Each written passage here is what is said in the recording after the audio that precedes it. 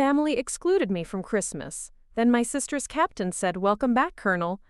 After 22 years of military service, including 3 combat deployments, I thought coming home meant I'd finally have the family Christmas I'd dreamed about during those long nights overseas. Instead, I discovered my own family had been planning their holiday celebration for months without me, treating my sacrifice and service like an inconvenience they needed to manage around. I'd love to know which corner of the globe you're watching from. And if this story speaks to you, make sure to subscribe. Tomorrow's video is one you absolutely can't miss. I'm Colonel Sarah Mitchell, 41 years old, and until 6 months ago, I was stationed at Fort Bragg as a logistics operations commander. My military career began right after college when I was commissioned as a second lieutenant through ROTC. What started as a way to pay for my education became my calling, my identity, and eventually the reason my family decided I wasn't worth including in their lives. The irony wasn't lost on me that I'd spent over 2 decades ensuring soldiers could get home to their families for the holidays, coordinating complex supply chains and transportation logistics across multiple theaters of operation, only to find out I wasn't welcome at my own family's Christmas table. The woman who had managed million-dollar budgets and led hundreds of personnel apparently couldn't manage to secure herself a spot at her childhood dining room table. My retirement ceremony had been everything I'd hoped for.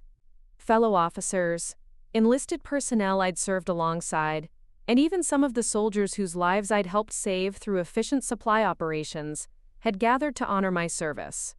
The base commander himself had presented me with the Legion of Merit, praising my, quote, exceptional meritorious conduct in the performance of outstanding services and achievements. Standing there in my dress blues, surrounded by people who understood sacrifice and duty, I felt proud of what I'd accomplished. But as I scanned the crowd that day, I noticed something that created a hollow feeling in my chest. My parents, Robert and Linda Mitchell, had attended, along with my younger sister, Jessica. They'd flown in from Denver, taken photos, smiled for the camera, and made all the right comments about being proud of my service. Yet something felt off about their enthusiasm, something forced and performative that I couldn't quite identify at the time. My sister Jessica, 36, and a successful real estate agent, had been particularly effusive in her praise that day. She'd posted photos on social media with captions about her hero sister and how proud she was of my accomplishments. The comments from her friends were filled with heart emojis and flag symbols, the kind of surface-level patriotic sentiment that felt hollow coming from people who'd never experienced military life themselves. During the retirement reception, I'd overheard Jessica talking to one of my fellow officers, Captain Rodriguez, who served as my aide-de-camp during my final assignment. She was asking him about military traditions, seemed genuinely interested in understanding the significance of the ceremony, and even inquired about the various ribbons and medals on our uniforms. At the time, I'd been touched by her apparent interest in my world, the world that had consumed most of my adult life. What I didn't realize was that this conversation would become significant in ways I couldn't have imagined. Captain Rodriguez, a sharp young officer with an impeccable service record, had seemed impressed by Jessica's questions and her obvious pride in my achievements. They'd exchanged contact information, ostensibly so she could learn more about military life and better understand what I'd experienced during my years of service. In the weeks following my retirement, I'd thrown myself into the transition to civilian life. I'd purchased a small but comfortable house in Colorado Springs, close enough to my family in Denver to maintain regular contact but far enough away to establish my own independence. The house needed work, which gave me a project to focus on while I adjusted to life without the structure and purpose that military service had provided. I'd been looking forward to my first Christmas as a civilian in over 2 decades. During my military career, I'd missed countless holidays due to deployments, training exercises, and the demands of leadership positions that required around-the-clock availability. Even when I was stateside, military obligations often meant abbreviated holiday celebrations or last-minute cancellations when duty called. This Christmas was supposed to be different. I'd made it clear to my family months in advance that I was completely available, that nothing would take me away from our celebration this year. I'd even offered to host Christmas dinner at my new house, thinking it might be nice to create new traditions in my civilian life, while honoring the family connections I'd maintained despite the challenges of military service. My parents had seemed pleased with the idea initially. They'd talked about how wonderful it would be to have the whole family together for Christmas. how much they'd missed having me present for holiday celebrations, and how proud they were that I could finally prioritize family time without the competing demands of military duty. Jessica had been equally enthusiastic, at least on the surface. She'd offered to help with planning, suggested we could incorporate some of the traditional dishes our grandmother used to make, and even proposed that we could make it an annual tradition now that I was permanently settled in Colorado. Her excitement had felt genuine, and I'd begun planning the celebration with the kind of attention to detail that had served me well in military logistics. But as December approached, I began noticing subtle changes in the communication patterns with my family. Phone calls became shorter and less frequent. When I'd bring up Christmas planning, the responses became vague and non-committal. My parents would say things like, "We'll figure it out," or "There's plenty of time to plan," which felt oddly casual for a family that had always been meticulous about holiday preparations. Jessica's behavior became particularly puzzling. She'd gone from enthusiastic collaboration to seeming distracted and evasive whenever Christmas came up in conversation. When I'd ask about her availability for specific dates, or suggest times we could coordinate our planning, she'd respond with vague commitments or redirect the conversation to other topics. The first real warning sign came 3 weeks before Christmas, when I called my parents to finalize the menu and discuss logistics for Christmas dinner. My mother answered the phone, and I could immediately tell something was different about her tone. Instead of the warm enthusiasm she'd shown earlier, there was a distant, almost businesslike quality to her voice. When I brought up Christmas planning, she hesitated in a way that made my stomach tighten with apprehension. She mumbled something about changes to the plan and suggested we talk about it later, when my father was available. That conversation never happened, despite my repeated attempts to schedule it. Every time I called, they seemed to have just stepped out, or were busy with something urgent, or would call me back at a time that somehow never materialized. The pattern continued with Jessica, who had become almost impossible to reach by phone. When she did respond to my calls, the conversations felt strained and artificial. She'd ask about my transition to civilian life, my house renovations, my job search, anything except the Christmas celebration we'd been planning together for months. It was during one of these awkward conversations that Jessica accidentally revealed something that should have prepared me for what was coming. She mentioned having dinner with Captain Rodriguez, the officer she'd met at my retirement ceremony. At first, she tried to present it as a casual encounter, but something about the way she said his name, with a familiarity that suggested more than professional acquaintance, made me pay closer attention. When I asked her about it directly, she became flustered and defensive, insisting it was just a friendly dinner between people who both cared about me and my military service. But the explanation felt forced and incomplete, leaving me with more questions than answers about the nature of their relationship and why she seemed so uncomfortable discussing it. That conversation took place exactly 2 weeks before Christmas, and it was the last time any member of my family would speak to me with even the pretense of normal holiday planning. What I didn't know was that during those same 2 weeks, they were finalizing plans for a Christmas celebration that would deliberately and completely exclude me. The sister who had claimed to be so proud of my military service, and the parents who had raised me to believe family loyalty was sacred, were about to deliver a betrayal that would make enemy fire seem gentle by comparison. Growing up as the eldest daughter in the Mitchell household meant carrying expectations that shaped every decision I made. My father, Robert, worked as an aerospace engineer for Lockheed Martin, while my mother, Linda, managed the household with military precision that ironically prepared me for my future career better than she ever realized. They valued achievement, discipline, and service to something greater than yourself. Jessica and I had been raised with the same values, but we'd chosen vastly different paths to express them. While I channeled my drive into military service, she'd built a thriving real estate business in Denver's competitive market. For years, this difference had been a source of family pride rather than division. Our parents would boast about having daughters who exemplified different forms of American success. One serving her country in uniform, the other building prosperity in the private sector. During my early military years, our family dynamic had been strong and supportive. My parents attended every promotion ceremony they could, proudly displaying photos of me in uniform throughout their house. Jessica would often joke that she lived in the shadow of her warrior sister, but it never seemed to bother her. If anything, she appeared to enjoy the reflected pride our parents felt in my military achievements. The challenges began during my first deployment to Afghanistan in 2003. Being away for 15 months meant missing birthdays, holidays, and countless family gatherings. My parents understood the sacrifice, or at least they claimed to, but I could sense the strain it placed on family traditions that had always included both daughters.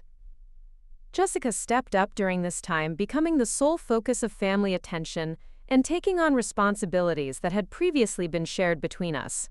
When I returned from that first deployment, subtle changes had already begun. Family conversations that once included both Jessica and me as equal participants now seemed to revolve more around her real estate career, her social life, and her immediate presence in their daily lives.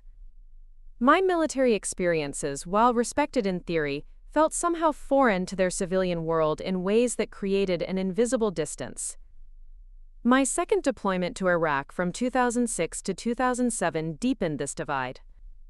During those 14 months, Jessica met and began dating Michael Thompson, a successful financial advisor who quickly became integrated into family gatherings and holiday celebrations. By the time I returned, he was essentially considered part of the family, occupying a space that had once been reserved for military stories and shared experiences that now seemed less relevant to their evolving civilian dynamics. The pattern continued through my third deployment to Afghanistan from 2010 to 2011.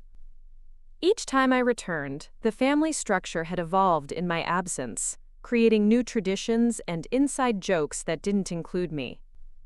Jessica and Michael had married during this deployment, a ceremony I attended via video call from Kandahar, watching my sister's wedding on a laptop screen while artillery rounds echoed in the distance. A lot of love and effort went into bringing this story to life. If you're enjoying it, we'd be so grateful if you'd subscribe to our channel. Now, back to where we left off. Despite these growing disconnections, I never questioned my family's fundamental loyalty. Military life teaches you that sacrifice is necessary for larger purposes, and I assumed my family understood that my absence was the price of serving our country.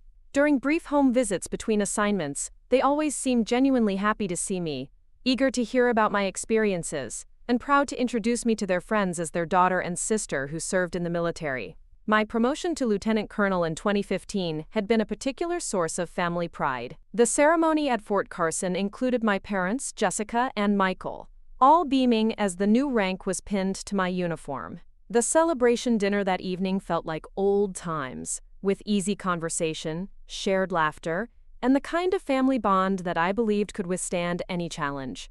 But I was beginning to notice that these moments of connection were becoming increasingly rare and compartmentalized.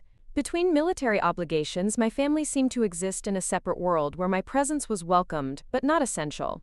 Jessica's real estate career was flourishing, earning her recognition in Denver's business community and providing her with a social network that extended far beyond our family circle. Michael had proven to be an ideal son-in-law in ways that I, as a career military officer, could never match. He was consistently present for family events, available to help with household projects, and provided the kind of stable, predictable presence that my military career made impossible. Their marriage had produced 2 children, Emma and David, who became the center of family attention and pride. Becoming an aunt had been one of the few unambiguous joys of my later military years. Despite my frequent absences, I'd tried to maintain meaningful relationships with my niece and nephew through video calls, carefully selected gifts shipped from wherever I was stationed, and intensive bonding during my brief visits home. Emma, now 8, and David, 6, had grown up knowing their Aunt Sarah primarily as a voice on the phone and occasional visitor who brought exotic presents from faraway places. My final promotion to colonel in 2018 had marked the pinnacle of my military career and what I assumed would be the beginning of a new chapter in family relationships. With only a few years remaining until retirement, I'd begun making plans for eventually moving closer to family and becoming the present, available sister and aunt that geography and duty had prevented me from being throughout my career. The planning for my retirement had involved extensive discussions with my family about where I would settle and how we could rebuild the physical proximity that military service had made impossible. Jessica had been particularly enthusiastic about these conversations, suggesting that I consider the Denver area, where I could be close to the grandchildren and participate more fully in family life. During my final assignment at Fort Bragg, I'd made unprecedented efforts to include my family in my military world. I'd arranged for them to visit the base, meet my fellow officers, and gain a deeper understanding of the community and values that had defined my adult life. These visits had seemed successful, with my parents expressing amazement at the respect I commanded, and Jessica appearing genuinely interested in the military culture she'd never fully understood. It was during one of these visits that Jessica first met Captain Rodriguez. As my aide-de-camp, he'd been responsible for coordinating VIP visits and had personally escorted my family during their tour of base facilities. His professionalism, combined with his obvious respect for my service and leadership, had made a strong impression on everyone, but particularly on Jessica. Captain Rodriguez represented everything admirable about the younger generation of military officers. He was intelligent, dedicated, and possessed the kind of quiet confidence that comes from proven competence under pressure. His background as the son of immigrants who had achieved success through military service resonated with our family's appreciation for the American dream realized through hard work and dedication. What I hadn't realized at the time was that Jessica's interest in Captain Rodriguez extended beyond simple appreciation for his professionalism and respect for my career. Their conversation during the retirement ceremony had been the beginning of a connection that would ultimately reshape family dynamics in ways I never could have anticipated. In the weeks following my retirement, I'd thrown myself into civilian transition with the same methodical approach that had served me throughout my military career. The house in Colorado Springs represented more than just a place to live.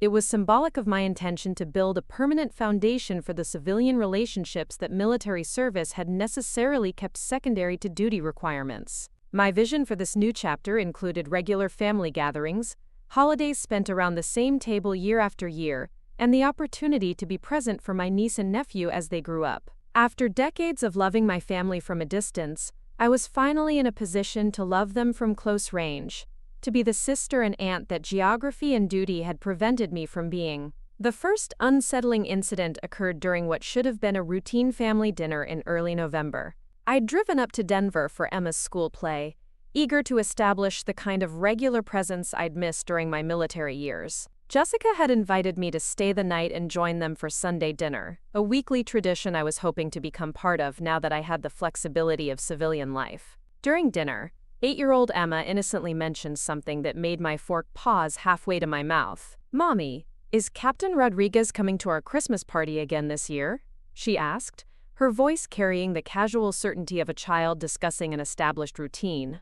Jessica's face flushed instantly, and she quickly redirected Emma's attention to cutting her chicken.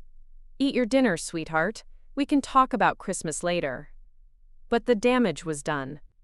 The phrase "again this year" indicated this wasn't a new development, and the way Jessica avoided my eyes told me there was something significant she hadn't shared. When I asked about it later after Michael had taken the kids upstairs for bedtime stories, Jessica's explanation felt rehearsed and incomplete. She claimed Captain Rodriguez had simply attended a casual holiday gathering last year as a, quote, family friend who was far from his own relatives during the holidays. The way she said family friend carried an undertone that suggested the relationship was more complex than she was willing to admit. "I didn't mention it because it wasn't important," she said, busying herself with clearing dishes that were already clean. "You know how it is with military people during the holidays. Sometimes they need somewhere to go." The explanation might have been believable if not for the defensive posture she adopted and the way Michael suddenly found urgent tasks in other rooms whenever the conversation turned to Captain Rodriguez. Their behavior suggested I was missing crucial context about relationships and dynamics that had developed during my absence from family life. 2 weeks later, I encountered another puzzling situation during a shopping trip with my mother. We were browsing through department stores, ostensibly looking for early Christmas gifts, when she received a phone call that she answered with unusual privacy. Walking several feet away and speaking in hushed tones, she seemed to be discussing guest lists and accommodations with someone, but when I asked about it afterward, she claimed it was just a friend planning a book club gathering. The conversation bothered me because my mother had never been secretive about phone calls, especially mundane social arrangements. Throughout my military career, she'd often included me in planning discussions, even when I couldn't attend events. keeping me connected to family activities despite geographical distance. This sudden exclusion from what appeared to be holiday planning felt deliberately evasive. During that same shopping trip, I noticed something else that left me unsettled. While browsing through the men's department, my mother spent considerable time examining dress shirts in a size that didn't match my father's measurements. When I commented on it, she quickly moved away from that section, claiming she was just looking without any specific purpose. The incident wouldn't have been memorable except for her obvious discomfort when I noticed her interest in the clothing. Combined with the secretive phone call and Emma's earlier comment about Captain Rodriguez, I was beginning to sense undercurrents in family dynamics that I didn't fully understand. My attempts to clarify these confusing signals through direct conversation yielded frustratingly vague responses. When I asked Jessica about her friendship with Captain Rodriguez, she would acknowledge knowing him but deflect questions about the nature or frequency of their contact. When I mentioned to my parents that I was looking forward to hosting Christmas and asked about their preferences for timing and menu, they would express general enthusiasm without committing to specific details. The pattern of evasion became more pronounced as December progressed. Phone conversations that had once flowed naturally now felt stilted and artificial, as though family members were carefully filtering their words to avoid revealing information I wasn't supposed to have. Simple questions about Christmas planning were met with responses like, "We're still figuring things out," or "There's plenty of time to decide," which seemed inconsistent with their usually organized approach to holiday celebrations. Jessica's behavior became particularly puzzling during a conversation in mid-December, when she mentioned needing to, quote, check her calendar before confirming Christmas plans. This struck me as odd because family Christmas had never required calendar checking. It was simply an established priority that other commitments were arranged around. The suggestion that she might have conflicting obligations felt like a fundamental shift in how she viewed family holiday traditions. During this same conversation, she made an offhand comment about Captain Rodriguez that revealed more than she probably intended. She mentioned that he was really good with kids and had helped David with a school project about military service. The casualness of these references suggested a level of regular contact and family integration that contradicted her earlier characterization of him as merely a distant acquaintance.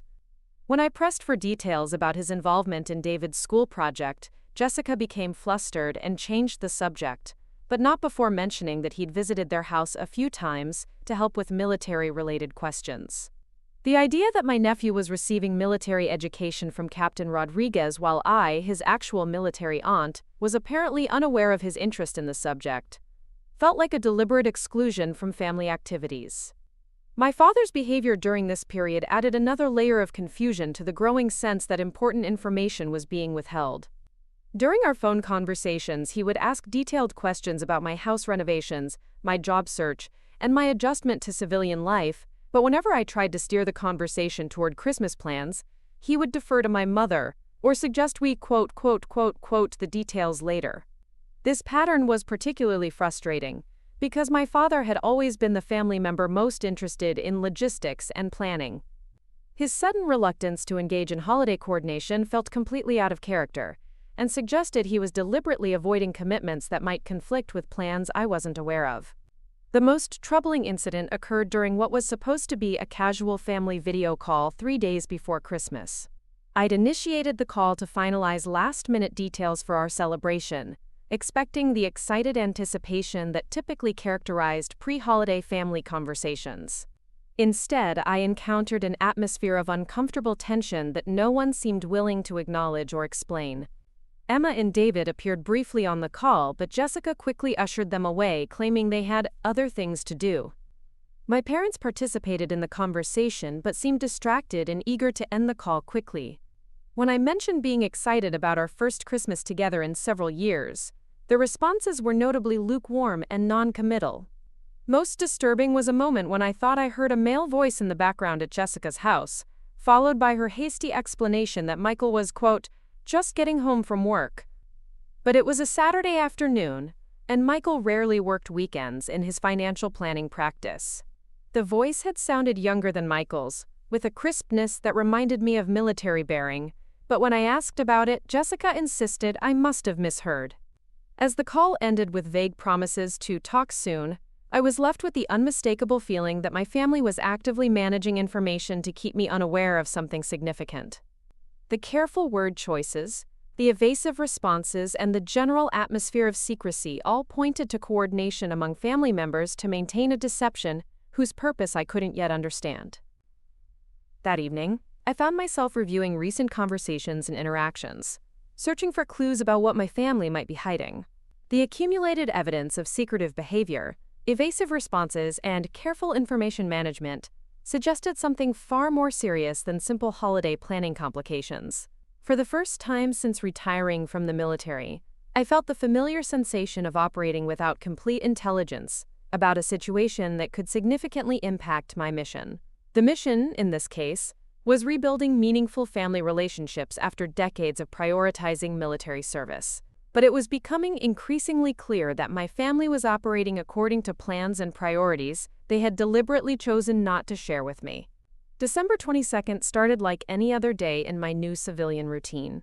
I was up at 05:00 hours out of habit, drinking coffee while reviewing my final checklist for Christmas dinner preparations. The turkey was thawing, ingredients for my grandmother's stuffing recipe were organized on the counter, and I'd even purchased a new set of Christmas dishes specifically for this occasion. Everything was ready for what I believed would be our family's first traditional Christmas together in over 5 years. At 08:00 hours, I called Jessica to confirm the arrival time we'd loosely discussed. The phone rang 4 times before going to voicemail, which struck me as unusual since she was typically an early riser, especially on weekends when the kids were home. I left a cheerful message about finalizing details for tomorrow's celebration and asked her to call me back when convenient. By noon, she still hadn't returned my call. Nor had my parents responded to the text message I had sent, asking about dietary restrictions for my father's new medication. The silence was becoming concerning, particularly given that we were supposed to be coordinating last-minute details for a major family gathering in less than 36 hours. At 1,400 hours, I decided to drive to Jessica's house in Denver. The 90-minute trip would give me an opportunity to address any remaining questions in person, and perhaps help with final preparations. I'd also brought gifts for Emma and David that I was excited to deliver personally, continuing a tradition I'd maintained even during deployments by having presents shipped from overseas. Jessica's neighborhood was decorated with the kind of elaborate Christmas displays that had always fascinated me during brief visits home. Driving through streets lined with twinkling lights and festive decorations, I felt a surge of optimism about participating in civilian holiday traditions, without the constant threat of deployment orders or emergency duty calls that had characterized previous Christmas seasons. As I turned into Jessica's driveway, I immediately noticed an unfamiliar vehicle parked beside Michael's SUV. It was a late-model sedan with government license plates, the kind typically assigned to military personnel for official business. My first thought was that Captain Rodriguez might be visiting, but I couldn't understand why he would be there on a Saturday afternoon, particularly if Jessica had been maintaining that their relationship was merely casual friendship. Before I could fully process the implications of this discovery, the front door opened and Captain Rodriguez himself emerged, wearing civilian clothes but carrying himself with the unmistakable bearing of an officer even when off-duty. Behind him came Jessica, her face immediately registering shock and panic when she saw my car in the driveway. "Sarah!" she called out, her voice carrying a forced brightness that couldn't mask her obvious discomfort.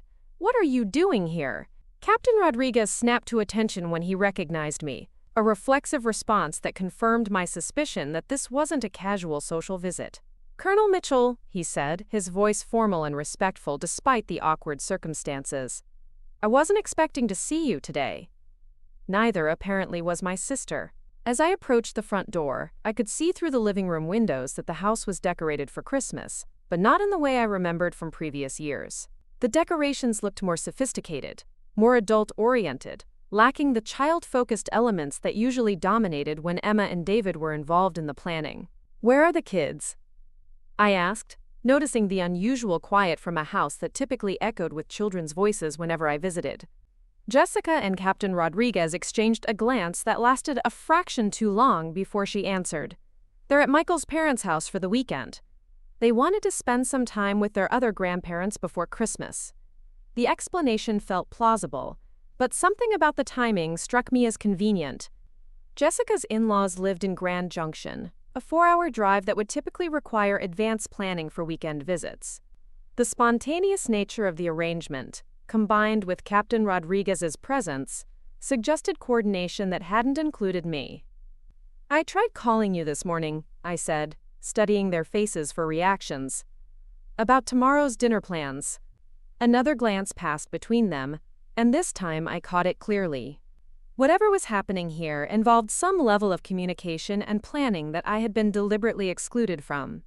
The realization hit me with the same clarity that had served me well during combat operations, when situational awareness meant the difference between mission success and catastrophic failure. "Actually," Jessica said, her voice taking on the careful tone people use when delivering rehearsed bad news, "we need to talk about Christmas." Captain Rodriguez cleared his throat and stepped forward slightly, a movement that positioned him between Jessica and me in a way that seemed protective. "Colonel, perhaps I should leave you and your family to discuss this privately." "No," Jessica said quickly, reaching out to touch his arm in a gesture that revealed far more about their relationship than any previous explanation had admitted. "You should stay. This affects you too." The intimate nature of the touch, combined with her insistence that Captain Rodriguez remain for a family discussion, finally clarified the situation I'd been trying to understand for weeks. This wasn't about casual friendship or holiday hospitality extended to a lonely soldier. This was about a relationship that had developed beyond professional boundaries, and apparently beyond the informal friendship Jessica had claimed when pressed for details. "How long has this been going on?" I asked, gesturing between them with a directness that military life had taught me to employ when avoiding uncomfortable truths served no strategic purpose. Jessica's face flushed, but she lifted her chin with defiance I recognized from our childhood. 6 months, she said, since your retirement ceremony. The timeline hit me like incoming artillery. 6 months meant their relationship had begun while I was still adjusting to civilian life, still believing that my retirement would finally allow me to prioritize family relationships that military service had necessarily kept secondary. While I'd been renovating my house and planning our first real Christmas together in years, Jessica had been building a connection with my former aide-de-camp. "And Michael?" I asked, though I suspected I already knew the answer. "We separated in September," Jessica said, her voice barely above a whisper. "The divorce will be final in February." The betrayal was complete and devastating. Not only had my sister been pursuing a relationship with a man from my military world without telling me, but she'd also been going through a divorce, making major life changes, and restructuring her entire family situation while deliberately keeping me uninformed about any of it. "Where does that leave Christmas?" I asked, though I was beginning to understand that the holiday celebration I'd been planning no longer existed, if it ever had. Captain Rodriguez spoke for the first time since his initial greeting. "Colonel, your family has been trying to figure out how to tell you that Christmas plans have changed." "Changed how?" Jessica took a deep breath and delivered the news that shattered my vision of civilian family life. "We're spending Christmas in Aspen. Mom and Dad rented a cabin. We've been planning it since October.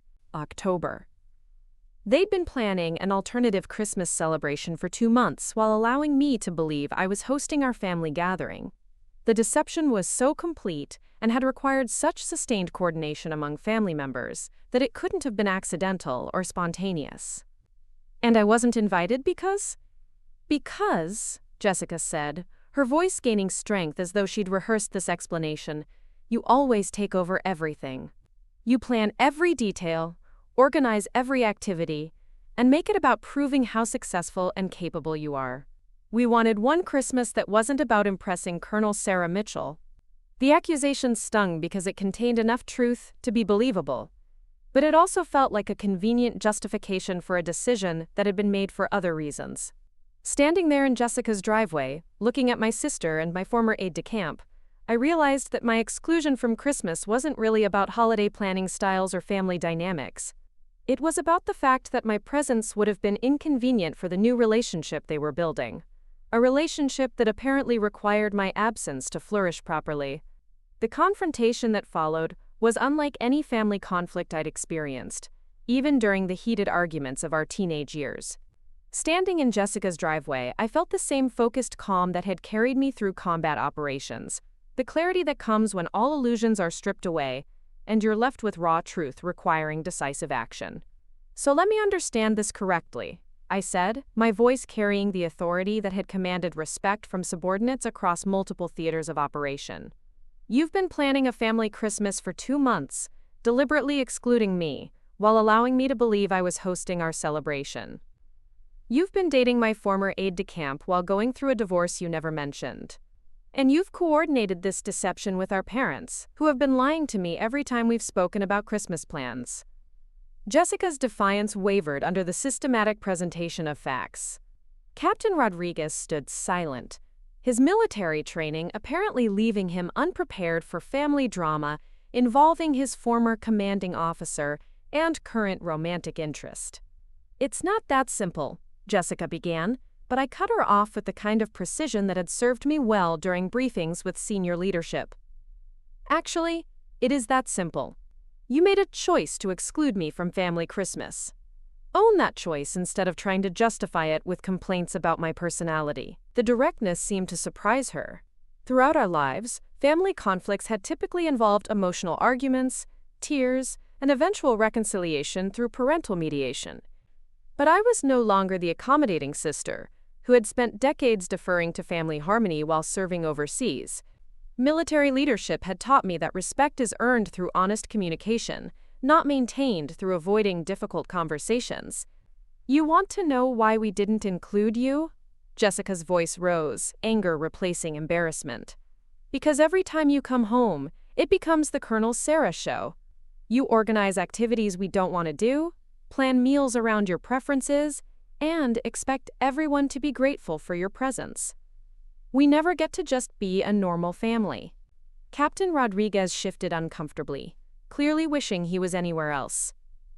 "Maybe I should go," he said quietly. "No," I said firmly, addressing him directly for the first time since the revelation. "You're part of this situation now. You might as well hear how it ends." Turning back to Jessica, I continued with the same measured tone I'd used during disciplinary hearings. "If you wanted different Christmas traditions, you could have discussed that with me. If you felt I was too controlling, you could have addressed that directly. Instead, you chose deception and exclusion. That's not about family dynamics, that's about character." "Don't lecture me about character," Jessica snapped. "You're the one who chose the military over family for 22 years. You missed birthdays, graduations, holidays, and countless family events because your career was more important. Now that you're retired, you expect us to drop everything and accommodate your need to play happy family." The accusation hit like a physical blow, but not because it was unfair. It hurt because it contained enough truth to be devastating. I had missed countless family events due to military obligations.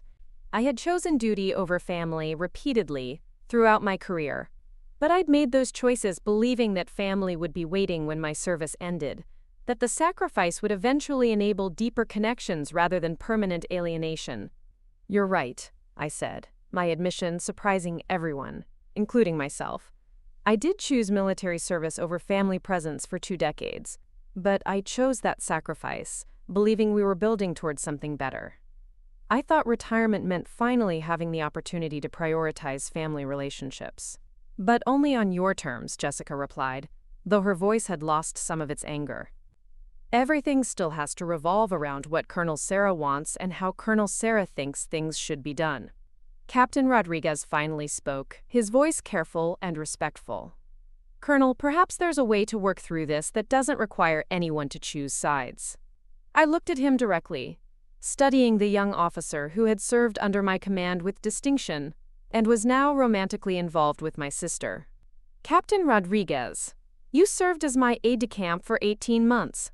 Did I ever strike you as someone who makes decisions without considering all available options?" "No, ma'am," he replied automatically. "Then you understand that I'm not making this decision impulsively." I turned back to Jessica. "You've made it clear that my presence at family events is burdensome, rather than welcome.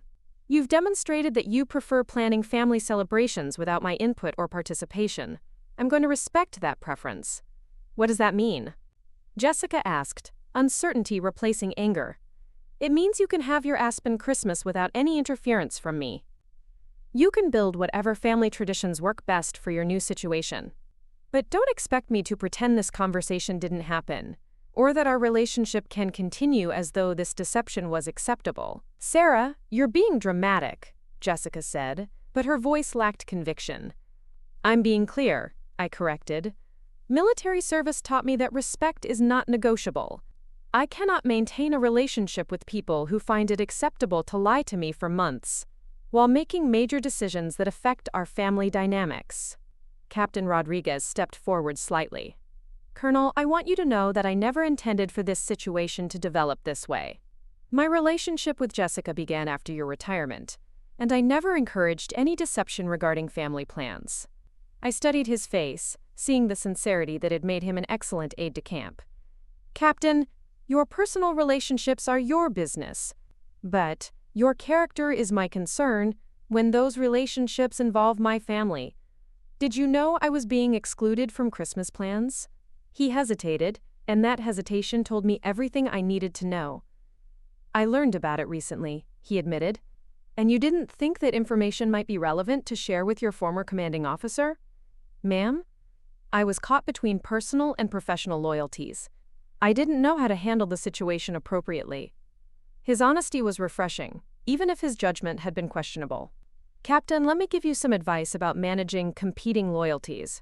When personal interests conflict with integrity, choose integrity. When family dynamics create ethical dilemmas, choose transparency.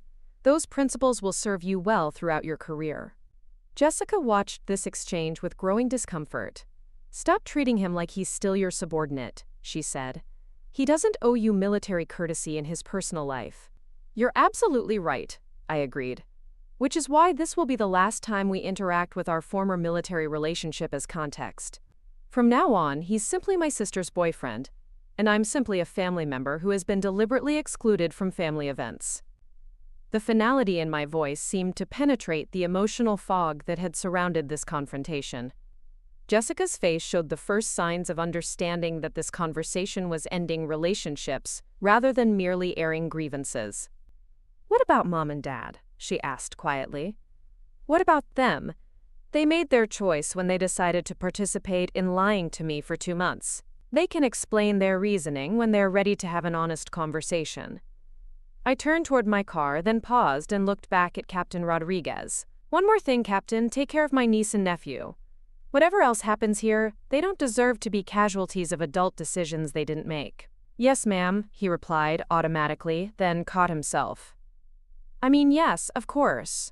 As I drove away from Jessica's house, I felt the strange combination of relief and loss that follows decisive action in impossible situations. Military training had prepared me for making difficult decisions under pressure, but it hadn't prepared me for the possibility that family loyalty might be conditional on my willingness to accept deception and exclusion. The phone started ringing before I reached the highway.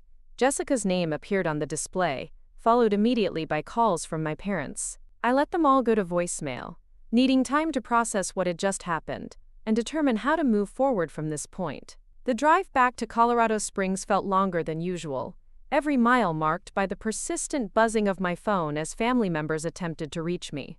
By the time I pulled into my driveway, I had 17 missed calls and 12 voicemail messages. The urgency of their communication stood in stark contrast to the months of evasive responses and carefully managed information that had preceded this afternoon's revelations. I sat in my car for several minutes, looking at the house I'd purchased with such optimism about civilian life and family relationships.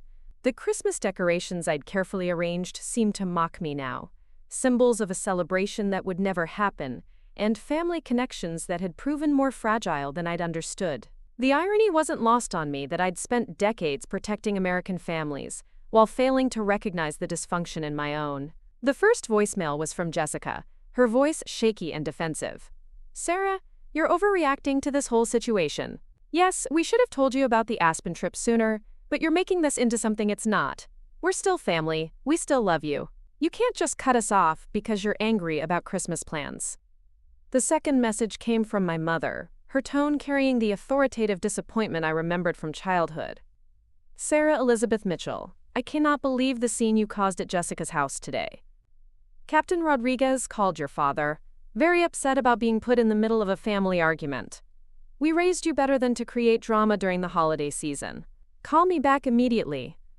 My father's message was shorter but more direct. "Sarah, we need to talk. This situation has gotten out of hand, and we need to find a way to work through it like adults.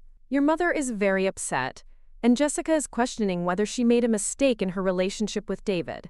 None of this is helping anyone. Captain Rodriguez, apparently, was David to my family now." The casual use of his first name suggested a level of integration into family dynamics that had occurred entirely without my knowledge or participation.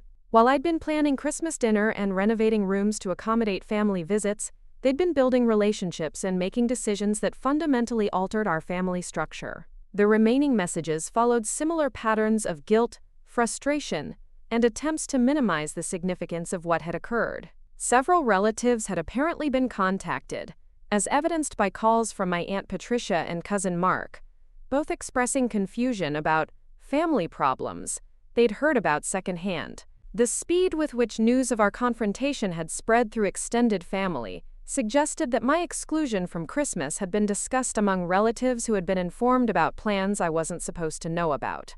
I listened to each message while sitting in my kitchen, surrounded by ingredients for a Christmas dinner that would never be prepared for guests who would never arrive. The carefully planned menu, the new dishes, the thoughtfully selected wine pairings, all represented an investment in family relationships that had been fundamentally misunderstood. The most revealing message came from Michael, Jessica's estranged husband, whose awkward tone suggested he'd been coached on what to say.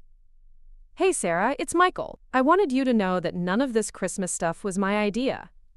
Jessica asked me not to tell you about the separation because she wanted to handle it her own way. I know you're upset, and I understand why. The kids miss you. Maybe we can figure out a way for you to see them over winter break." His message confirmed what I'd suspected. The coordinated nature of the deception had required participation from multiple family members, each playing assigned roles to maintain the fiction that our family Christmas was proceeding as planned. Michael's reluctant involvement suggested that even he had recognized the problematic nature of excluding me from family plans, while allowing me to invest time and emotion in preparations for a celebration that had been canceled without my knowledge. By evening, the phone calls had escalated to my parents driving down from Denver. They arrived at my door at 1930 hours, their faces showing the strain of a day spent managing family crisis, rather than enjoying weekend relaxation.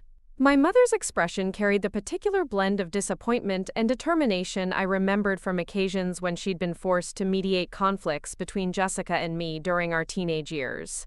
"We need to talk," my father said without preamble, a departure from his usual careful politeness that indicated the seriousness of the situation from their perspective. I invited them in, though I suspected this conversation would resolve nothing and might actually clarify the irreparable nature of what had occurred. We sat in my living room, the same space where I'd envisioned hosting Christmas dinner, surrounded by decorations that now felt like evidence of my misplaced optimism about family relationships. "Sarah," my mother began, her voice taking on the patient tone she'd used when explaining complex social situations during my childhood. "I think you're misunderstanding what happened today. Yes, we should have told you about the Aspen trip sooner, but we were trying to spare your feelings. We know how much you've been looking forward to Christmas, and we didn't want to disappoint you." The explanation was so fundamentally dishonest that I felt the same calm fury that had sustained me through the most challenging moments of military leadership. "Mom, you weren't trying to spare my feelings. You were trying to avoid a difficult conversation while maintaining the deception that allowed Jessica and David to build their relationship without dealing with family complications." "That's not fair," she replied, though her voice lacked conviction. "We've been trying to navigate a very complicated situation. Jessica's divorce, her new relationship, the children's adjustments. There have been a lot of moving pieces. Moving pieces that apparently didn't include informing me about any of the changes," I pointed out. "I've been planning Christmas dinner for months while you've been planning an entirely different celebration. That's not protecting my feelings. That's deliberate exclusion." My father shifted uncomfortably before speaking. "Sarah, we thought you might not approve of Jessica's relationship with David. Given that he served under your command, we wanted to give them time to establish their connection before introducing family complications." The admission was significant because it acknowledged their deliberate decision-making process rather than portraying the exclusion as accidental or spontaneous. They had considered my potential reaction to Jessica's relationship with Captain Rodriguez, and had chosen to manage that concern by excluding me from family events rather than trusting me to handle the information maturely. So you decided that my reaction to Jessica dating David would be problematic enough to justify lying to me for months, I asked. We didn't lie? My mother protested, though weakly. We just didn't share every detail of family business while you were adjusting to civilian life. You allowed me to plan Christmas dinner while you planned a completely different celebration. You answered my questions about Christmas with deliberately misleading responses. You coordinated with multiple family members to maintain a deception that served Jessica's romantic interests. If that's not lying, what would you call it? The question hung in the air between us, highlighting the fundamental disagreement about truth-telling and family loyalty that had apparently existed throughout my military career without my recognition. During deployments, I'd assumed family relationships were stable and would resume naturally upon my return. Instead, family dynamics had evolved in ways that made my presence inconvenient rather than welcome. We call it trying to keep the family together, my father said finally. Jessica has been through a difficult year with the divorce. David has been a positive influence on her and the children. We didn't want to create unnecessary drama during an already challenging time. Unnecessary drama, I repeated, testing the phrase that apparently described my potential reaction to being informed about major family changes. Is that how you see my response to learning that my sister is dating my former aide-de-camp? As unnecessary drama? We see it as exactly what happened today, my mother said, her patience finally wearing thin. You confronted them in their driveway, created an uncomfortable scene, and are now threatening to cut off family contact because you're upset about Christmas plans. That seems like unnecessary drama to me. The characterization of my response as unnecessary drama revealed everything I needed to know about how my family viewed my right to information about decisions that affected our relationships.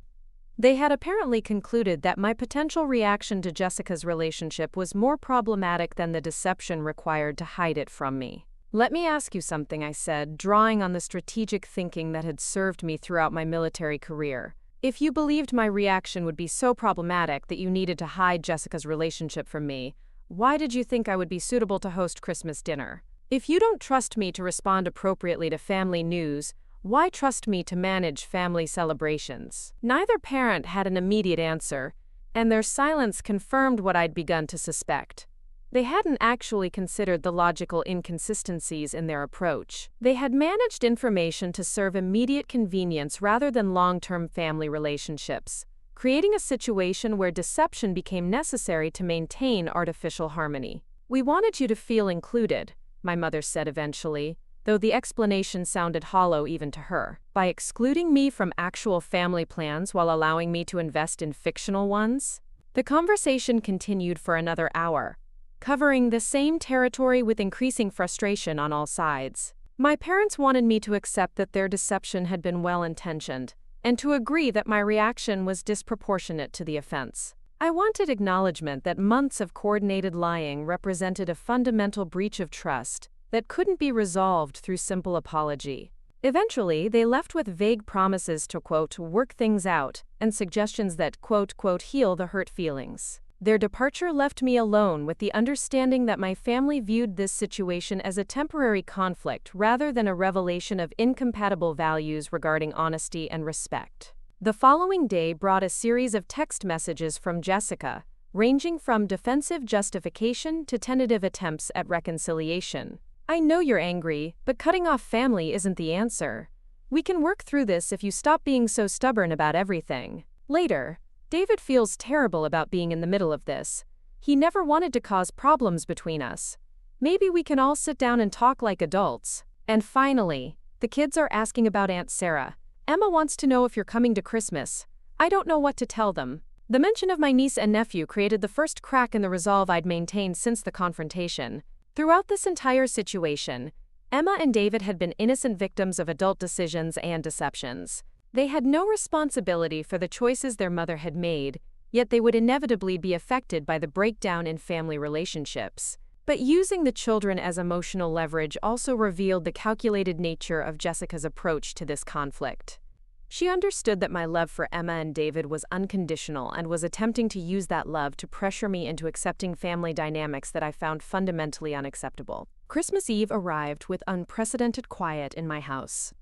No last-minute coordination calls, no excited voices planning gift exchanges, no familiar chaos of family preparation for holiday celebration. Instead, I woke to silence that felt both peaceful and profound lonely, the absence of family connection highlighting how much of my civilian identity had been built around the expectation of renewed family relationships. I spent the day volunteering at a local veterans center, serving Christmas Eve dinner to soldiers who couldn't travel home for the holidays. The work was meaningful and reminded me that family isn't always defined by blood relationships or shared surnames. Some of the strongest bonds I'd formed during my military career had been with people who understood sacrifice, loyalty, and mutual respect in ways that apparently transcended what I'd experienced in my biological family. That evening, Captain Rodriguez called my personal phone, a contact that surprised me since we hadn't exchanged personal information during his time as my aide-de-camp. His voice was formal and respectful, carrying the same professional tone he'd used during our military service together. "Colonel Mitchell, I hope I'm not overstepping by calling you directly. I wanted to discuss the situation with your family if you're willing to hear what I have to say." The unexpected call intrigued me enough to agree to meet with him the following morning, Christmas Day, at a neutral location where we could speak privately without family pressure or romantic complications influencing the conversation. Something in his tone suggested he had information or perspective that might be relevant to understanding the full scope of what had occurred. As Christmas Eve ended, I found myself cautiously hopeful that at least one person involved in this situation might be prepared to communicate with the honesty and directness that military service had taught me to value above artificial harmony and convenient deceptions. Christmas morning arrived with the kind of crystalline clarity that makes Colorado Springs particularly beautiful in winter. I met Captain Rodriguez at Memorial Park, a location that seemed appropriate for what I suspected would be a conversation about honor, duty, and the complexities of loyalty that extend beyond personal convenience. He was waiting beside the Vietnam Veterans Memorial when I arrived, standing at a respectful distance from the wall of names, his posture reflecting the same dignity he'd shown throughout his military service. Even in civilian clothes, he carried himself with the bearing of an officer, and I found myself appreciating the consistency between his professional and personal character. "Colonel Mitchell," he said as I approached, then caught himself. "Sarah, thank you for agreeing to meet with me. I have to admit, I'm curious about what you want to discuss that couldn't be said in front of my family." He gestured toward a nearby bench, and we sat facing the memorial, surrounded by the quiet reverence that military spaces tend to inspire even during civilian visits. For several moments, he seemed to gather his thoughts, choosing his words with the same care he'd shown when preparing briefings during his time as my aide-de-camp. "I want to start by apologizing," he said finally. "Not for my relationship with Jessica, which I don't consider a mistake, but for the way I handled the conflict between personal feelings and professional integrity. You taught me that leadership requires making difficult decisions based on principles rather than convenience. I failed to apply that lesson when it mattered most." The acknowledgement surprised me with its directness and maturity. "What would you have done differently?" "I would have told you about the Christmas plans when I learned about them 3 weeks ago. I would have insisted that Jessica be honest with you about our relationship, instead of allowing the deception to continue. And I would have declined to attend family events that deliberately excluded you, regardless of the personal cost." His response demonstrated the kind of moral clarity that had made him an exceptional aide-de-camp, and it highlighted the fundamental difference between his character and my family's approach to managing uncomfortable truths. While they had chosen convenience and deception, he was acknowledging the ethical failures that had resulted from prioritizing personal comfort over integrity. "Why didn't you make those choices at the time?" He was quiet for a moment, watching a hawk circle overhead before answering. "Because I was in love. And love made me rationalize decisions I knew were wrong. Your family convinced me that telling you would cause unnecessary pain, that the deception was temporary and protective rather than harmful. I wanted to believe that because believing it was easier than risking my relationship with Jessica." The honesty was refreshing after days of defensive justifications and attempts to minimize the significance of what had occurred. "And now?" Now I understand that relationships built on deception and exclusion aren't worth protecting. The past few days have shown me that your family's approach to conflict resolution involves managing information rather than addressing problems honestly. That's not the kind of dynamic I want to be part of long term. His assessment aligned with conclusions I'd been reaching about family dynamics that extended far beyond this particular incident. The coordinated deception around Christmas had revealed patterns of communication and decision-making that explained years of feeling disconnected from family life even during brief visits home. What about Jessica, and Emma and David? Jessica and I need to have serious conversations about honesty and respect before our relationship can continue, he said. As for the children, they deserve better than adults who lie to manage complications. Emma asked me yesterday why you weren't coming to Christmas, and I realized I couldn't give her an honest answer because I'd been part of the deception. The mention of my niece asking about my absence created a familiar ache, but it also reinforced my conviction that children shouldn't be taught that family loyalty requires accepting dishonesty and exclusion. Emma and David needed to learn that relationships based on mutual respect were worth more than artificial harmony maintained through managed information. What happens now? I asked. I'm driving to Aspen this afternoon, he said.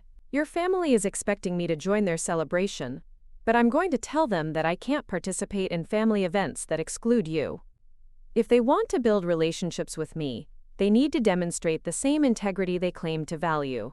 The decision obviously came at personal cost, but it also demonstrated the kind of principled leadership that had earned my respect during his military service. That's going to create significant tension with Jessica.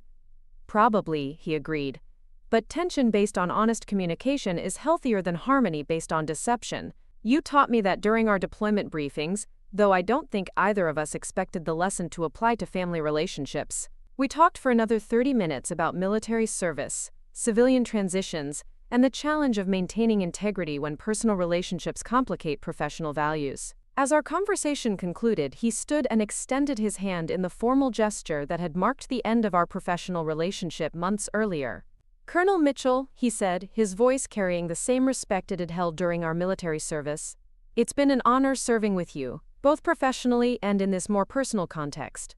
I hope you'll accept my commitment to doing better in the future. Welcome back, Captain, I replied, using the phrase that had traditionally marked successful completion of difficult missions. Your integrity was worth the wait. As he walked away, I remained by the memorial, reflecting on the unexpected gift of validation from someone who understood both military values and the specific dynamics of my family situation. His willingness to sacrifice personal convenience for principles had restored some of my faith in the possibility of relationships based on mutual respect rather than managed convenience. The following months brought the predictable consequences of choosing integrity over family harmony. My parents oscillated between guilt-induced attempts at reconciliation and frustrated insistence that I was being unreasonably stubborn. Jessica's messages became increasingly sporadic, eventually stopping altogether when her relationship with Captain Rodriguez ended in February, a casualty of irreconcilable differences about honesty and family loyalty. But the period also brought unexpected discoveries about chosen family and authentic relationships. The Veterans Center where I'd volunteered on Christmas Eve offered me a position coordinating support services for transitioning military personnel. The work provided purpose and connection with people who understood sacrifice and service in ways that transcended convenient social arrangements. Through the center, I met other veterans who had experienced similar challenges with civilian-family relationships that couldn't accommodate military values and experiences. These connections developed into genuine friendships based on shared understanding rather than blood relationships or historical obligation. Captain Rodriguez and I maintained occasional contact, professional correspondence that gradually evolved into friendship as we both navigated the complex process of building civilian lives that honored military values. His decision to prioritize integrity over personal convenience had earned my permanent respect, and our shared experience of choosing principles over family expectations created a bond that proved more reliable than biological relationships. By summer, I had established new traditions and relationships that provided the connection and celebration I'd sought from family Christmas. The 4th of July barbecue I hosted for veterans and their families felt more authentically festive than any holiday celebration I could remember. The gratitude and camaraderie of people who understood service and sacrifice created the sense of belonging I'd mistakenly thought could only come from blood relatives. Emma and David remained in my thoughts constantly, and I maintained hope that someday they would seek connection with the aunt who had chosen honesty over artificial harmony. Michael occasionally sent updates about their activities and achievements, maintaining a relationship that suggested not everyone in the extended family had accepted the narrative that I was the problem in our family dysfunction. 1 year after the Christmas confrontation, I received an unexpected letter from Jessica. The handwritten note was brief but significant. "Sarah, I've been thinking about what you said about respect and honesty. I'm sorry it took me so long to understand what you meant. I hope we can find a way back to being sisters someday." The apology didn't immediately repair our relationship, but it represented acknowledgement that the choices made during that Christmas period had consequences beyond temporary hurt feelings. Whether we could rebuild trust remained an open question, but the possibility felt more realistic than it had during the angry aftermath of that December confrontation. Looking back, the family exclusion that had felt like devastating betrayal had actually become a catalyst for discovering more authentic relationships and clearer personal boundaries. The pain of losing family connections I'd treasured throughout my military career had been real and significant, but it had also cleared space for relationships based on mutual respect rather than managed obligation. Sometimes the most painful experiences teach the most valuable lessons about what we deserve from the people we choose to love. Family loyalty, I learned, shouldn't require accepting dishonesty, and love that demands you diminish yourself isn't worth preserving. True family honors your service, celebrates your presence, and chooses honesty, even when it's uncomfortable.